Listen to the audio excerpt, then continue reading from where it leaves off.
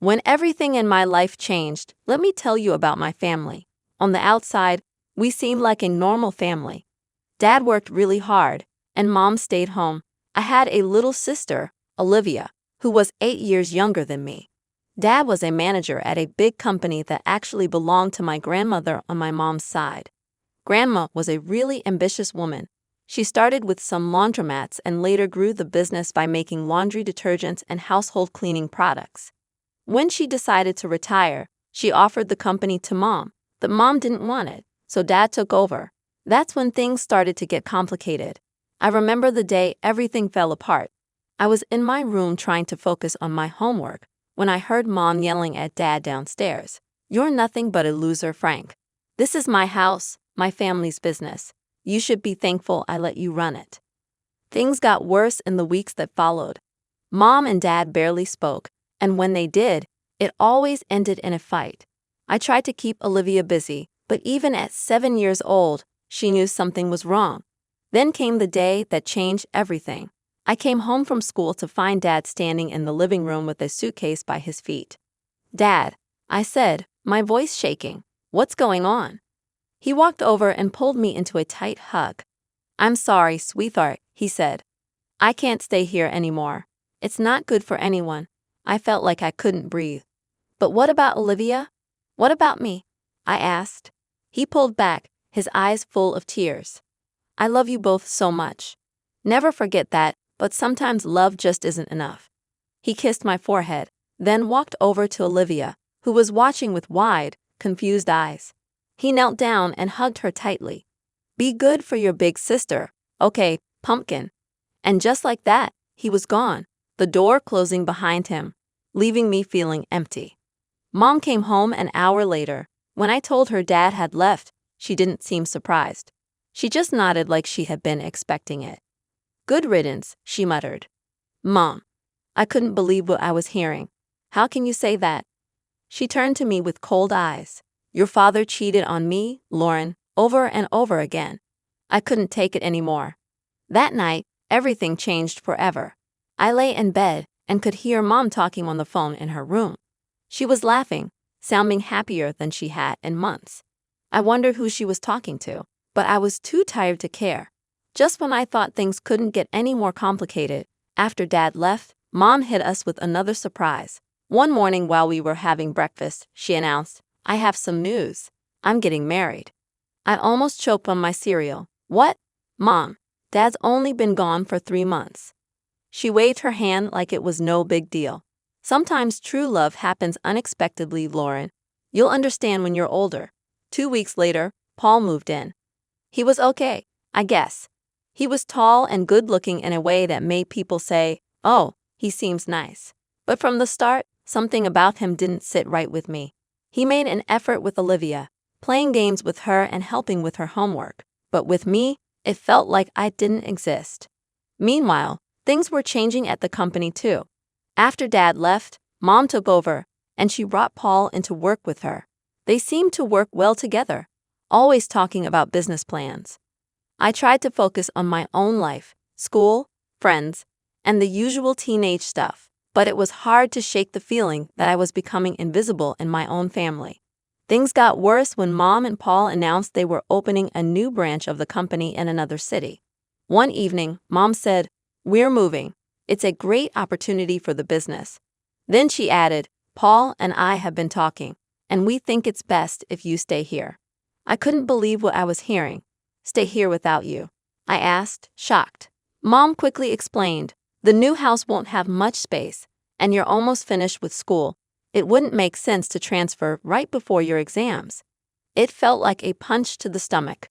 "So where am I supposed to live? On the street?" I asked, trying not to cry. "Don't be dramatic, Lauren," Mom scolded. "You'll stay with your grandmother. She's already agreed to it." I stormed off to my room and slammed the door. As I lay on my bed, tears of anger and hurt ran down my face. I couldn't stop thinking, when did I become such a burden to my own mother? The next few weeks flew by, filled with packing boxes and goodbyes. Not for me, though. The tears were from Olivia, who didn't want to leave her friends behind. I helped Olivia pack, trying to stay cheerful for her sake. "Will you come visit us, Laura?" she asked, her big brown eyes filled with tears. I hugged her tightly. Of course I will, squirt. You can't get rid of me that easily. The day they left, I stood on the porch with Grandma, watching as the moving van pulled away. Mom gave me a quick hug, and Paul gave an awkward nod. Then they were gone, taking Olivia with them. Living with Grandma wasn't as bad as I had imagined. She was pretty cool in her own way, giving me space when I needed it but always there with a cup of tea and a kind ear when I wanted to talk. Still, it didn't feel like home. My 20th birthday came faster than I expected. That morning, I woke up feeling strange. I should have been excited, but all I felt was empty. Mom called, of course. "Happy birthday, sweetie," she said, sounding overly cheerful. "I'm sorry we can't be there.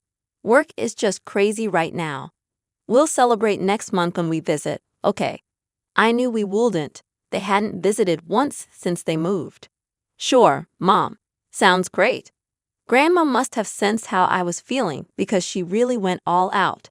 She let me invite a few friends over, ordered my favorite food, and even baked a cake herself. For a few hours, I almost forgot about everything.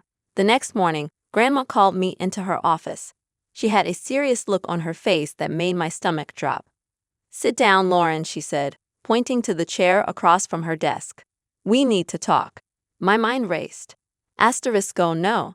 Is she kicking me out?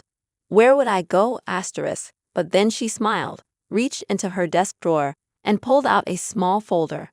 "Happy birthday, sweetheart. Open it." I did, and my heart nearly stopped when I saw what was inside. "Grandma, is this?" She nodded, her eyes sparkling. "The company is yours now, Lauren. I see potential in you. You've got a good head on your shoulders, and I know you'll do right by the business." "But Mom and Paul, they're running it now," I said, still in disbelief. Grandma's face tightened a little. "They're running a branch. The main company, the heart of it all, that's yours now." I sat there stunned.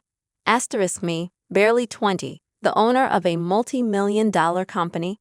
Asterisk, it felt like a dream, or maybe a nightmare. I don't know what to say, I finally managed. Grandma reached across the desk and squeezed my hand. "You don't have to say anything.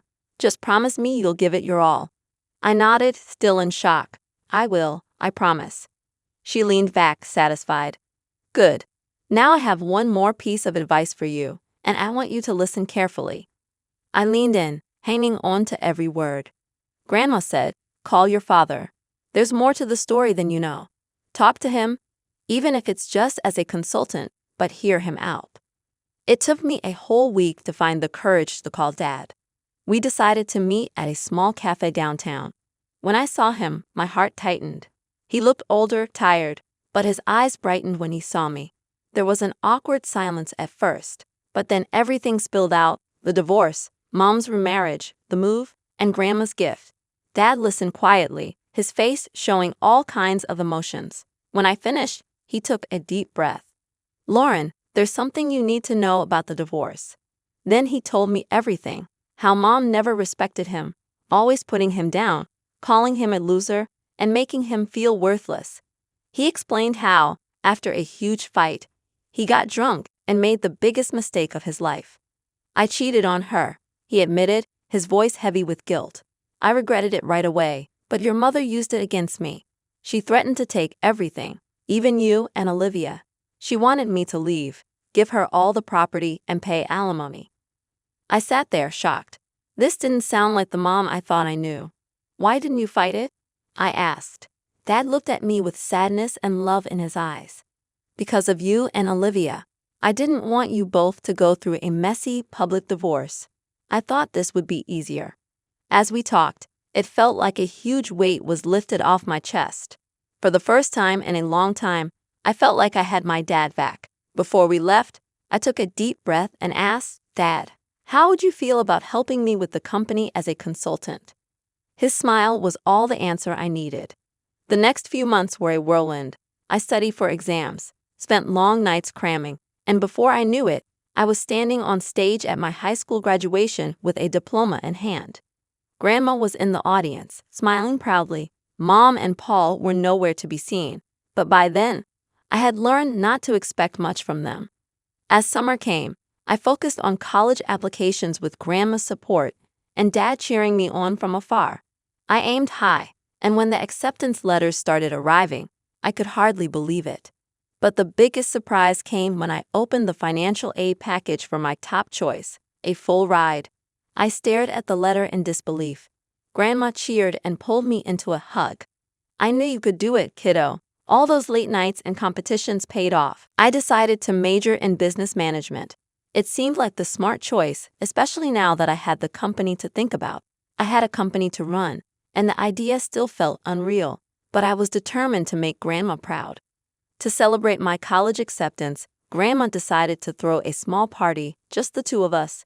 We got some fancy takeout and a bottle of sparkling cider.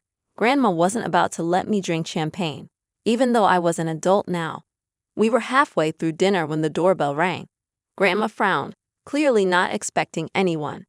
"I'll get it," I said, putting down my fork. When I opened the door, my stomach sank. There stood my mother and Paul, looking annoyed and impatient. Before I could say anything, they pushed past me into the house. Mom didn't waste time on greetings. "We need to talk about the company now." I stood there stunned as Mom launched into a rant. She didn't even look at me, didn't ask about my graduation or college. It was like I wasn't even there. "Why can't we access the main accounts?" she demanded. "And why are you blocking the transfer of funds to our branch?" Grandma's expression hardened. "Because it's not your decision anymore, Kelly. The company belongs to Lauren now. She's the one who will decide its future and manage its finances." The room went silent, and I could feel the tension hanging in the air. After Grandma's words, I saw a wave of emotions cross Mom's face. First shock, then anger, and finally something calculating. Suddenly, her whole attitude shifted. "Lauren, sweetheart," she said, her voice dripping with fake kindness. "I've missed you so much. Why did you come live with us?" I blinked, caught off guard by this sudden change. Mom stepped closer, reaching out like she wanted to touch my arm. Instinctively, I stepped back. "We've settled so nicely in the new city. We have a beautiful house, and there's a room just for you. We could set up a desk and get you a new computer for your studies and work." "No, Mom," I said firmly. "I'm happy here. I have my friends, my school, and Grandma needs me." Mom's smile wavered for a moment, but she quickly recovered. "Well, if that's the issue, we could always move back here. We could live in our old house just like before. Wouldn't that be nice?" I shook my head. "It's not about the house, Mom. It's about everything." I could see the anger building in her eyes, barely contained. Before she could say anything, I decided to ask the question that had been burning inside me for months. "Mom, why did you really divorce Dad?" She froze, taken aback. "Well, your father, he cheated on me. Multiple times. I got tired of it. He left us for his mistress and didn't even pay alimony." "That's not true," I said quietly. "Dad told me everything. It only happened once, and it was because of how you treated him. He didn't abandon us. You kicked him out, and he's been paying alimony regularly." Mom's face twisted with anger. "How dare you, you ungrateful little brat. You have no right to interfere in my personal life. Everything here is mine, and I decide who lives where." Grandma, who had been quietly watching, finally stepped forward. Her voice was calm but firm, stronger than I had ever heard before. "That's enough, Kelly," she said. "You seem to have forgotten a few things. This house, the company, they belong to me, not you. I gave the company to Lauren because I trust her judgment more than yours right now. I think it's time for you to leave." I watched with mixed emotions as Grandma firmly escorted Mom and Paul out of the house. The door clicked shut behind them, and I felt a strange mix of sadness and relief. I had lost something today, the last bit of hope I had about my mother. But I gained something too, a clear sense of my future and the comfort of knowing I wasn't alone. "What now?" I asked, my voice muffled against Grandma's shoulder. She pulled back and gave me a small smile. "Now we get back to celebrating your college acceptance, and tomorrow we start planning for your real future, not the one your mother tried to force on you." The next morning, after the confrontation with Mom and Paul, I woke up to the sound of voices downstairs. Curious, I crept down the stairs and peeked into the living room. To my surprise, Dad was sitting on the couch, deep in conversation with Grandma. I sat down next to them, and Grandma explained why she had called Dad over. "I've been thinking about Olivia," she said. "Your mother? Well, I'm not sure she's in the best position to care for her right now. I've suggested your father seek custody of Olivia." I felt a surge of hope. "Really? Dad, are you going to do it?" He ran his hand through his hair, looking both nervous and determined. "Yeah, I am. It won't be easy, but Olivia deserves better than what she's getting now." I couldn't help it. I threw my arms around him. "Thank you, Dad." As we pulled apart, Grandma cleared her throat. "There's more," she said. "I've hired a private investigator to look into your mother and Paul's affairs." Over the next few weeks, life settled into a strange new rhythm. I started my college classes, diving into my studies with a focus I had never felt before. Dad started coming over regularly, and we worked on fixing our relationship. It felt good to have him back in my life. Then, about 2 weeks after that conversation, Grandma called us both over. Her face was serious as we sat down. "The investigator's report came in," she said, getting straight to the point. "And it's worse than we thought." She laid out the facts, each one hitting me like a punch. Mom had been cheating on Dad for years, long before the divorce. Her affair with Paul had started while she was still married to Dad. There were hotel receipts, records of expensive gifts, all of it painting a clear picture, but that wasn't even the worst part. "Paul is a con man," Grandma said, her voice firm. "He's done this before. He charms wealthy women, convinces them to move their money, and then runs off with it." I felt sick. "So when they wanted to move the company's money?" Grandma nodded. "Exactly. He was planning to steal it and disappear." We sat in silence, each lost in our thoughts. Finally, Grandma said, "We need to confront Mom with the truth." We set the meeting for the next day. Mom arrived at Grandma's house, looking annoyed and impatient. Her expression changed when she saw Dad was there too. What followed was one of the hardest conversations. I've never been part of something like this before. Grandma laid out all the evidence: Paul's history of fraud and his plan to steal from the company.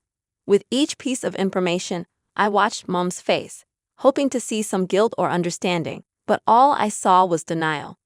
"This is ridiculous," Mom said, sounding defensive.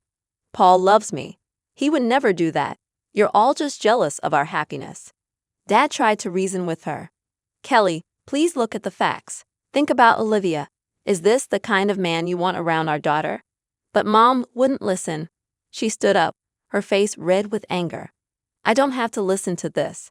Paul is a good man, and I trust him completely. You're all just trying to ruin my life."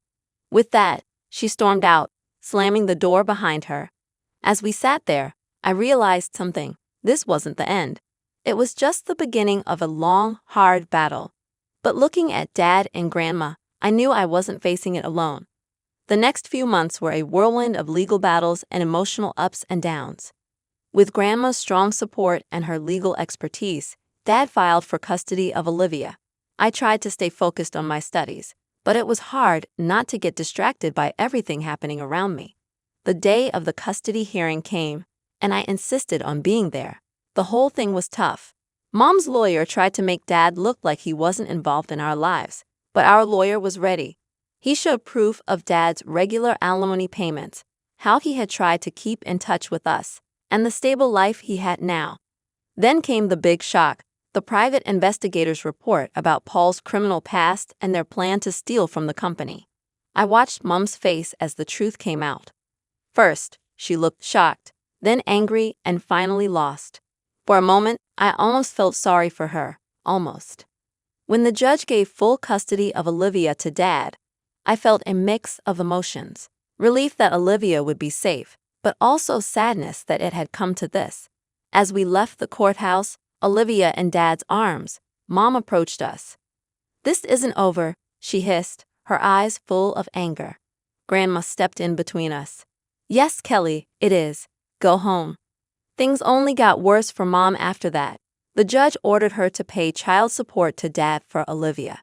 It was a huge shock for her since she'd always thought she'd be the one receiving support, not paying it. I threw myself into my studies and learning more about the company, trying to stay away from the family drama. But I couldn't help feeling a bit satisfied when I heard that Paul had left Mom, running off with another woman and a large chunk of Mom's personal savings. One evening in autumn, Dad called me, his voice tense with emotion. "Your mother showed up at my place today," he said. "She wants to make up. Said she made a mistake and wants us to be a family again." My heart tightened. Part of me, a small part, wanted him to say yes, wanted things to go back to how they used to be, but I knew better now. We'd all been through too much. I told her no, Dad said firmly. I told her that ship sailed a long time ago, and that I wouldn't put you or Olivia through that again. I let out a breath I didn't realize I was holding. "Good," I said, surprised at how strong my voice sounded. "You deserve better, Dad." "We all do." There was a pause, and then Dad spoke again. I could hear him smiling. "When did you get so wise, Laura?" I laughed, feeling lighter than I had in a long time. "I learned from the best." After I hung up the phone, I looked around my room at Grandma's house. My textbooks were scattered across the desk next to a stack of company reports, and photos of me with Dad and Olivia smiled back from the bulletin board. This wasn't the life I imagined a year ago. It wasn't perfect. There was still a lot to figure out and plenty of challenges ahead. But it was real. It was mine. I thought about Mom, now alone after all her plans and manipulations. I felt a little pity, but it was mostly replaced by a sense of justice. She made her choices, and now she had to deal with the consequences. As for me, I had a family that loved me, a company to run, and a future full of possibilities. It wasn't the path I expected, but standing at the start of my new life, I realized something important. Time flew by as I balanced college and managing a multi-million-dollar company. Before I knew it, I was halfway through my degree, buried in textbooks and financial reports. The weekdays were filled with lectures and late-night study sessions, but the weekends were sacred. Every Sunday, I packed my bag and headed home to Dad and Olivia. The moment I walked in, Olivia would run to me, yelling, "Laura," and tackle me with a hug. At 12, she was all long legs and boundless energy. Dad would step out of the kitchen, usually wearing an apron, just in time for dinner. He'd grin and say, "Just in time for a meal." Those weekends became my anchor.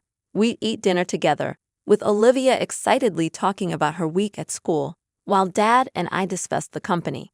After Olivia went to bed, Dad and I would often stay up late going over business strategies. Thursdays were always spent at Grandma's, where she cooked up a feast, filling the house with the smell of roast chicken and apple pie. After lunch, we'd sit on the porch, talking about everything and nothing. "I always knew you had it in you, Lauren," Grandma would say, squeezing my hand. As graduation got closer, I felt both excited and nervous. Dad, true to his word, was running the company smoothly while also preparing me to take over. One evening, he told me, "I'm ready to hand over the reins whenever you are." I hugged him tightly. "Thank you, Dad, for everything."